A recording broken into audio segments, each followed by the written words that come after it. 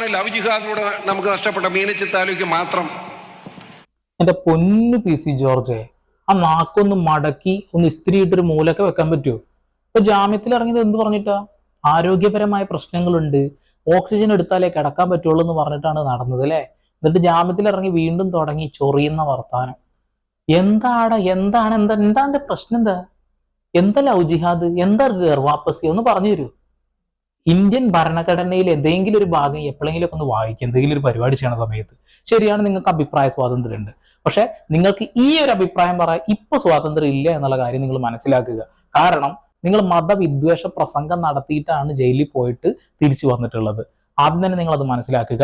ഇയാളുടെ പ്രസംഗം കേൾക്കാത്ത ആളുകൾക്ക് ഒന്ന് കേൾപ്പിച്ചു തരാം, കൂട്ടത്തിൽ 4 വർത്താനം പറയാനുണ്ട്, കേട്ടോളി.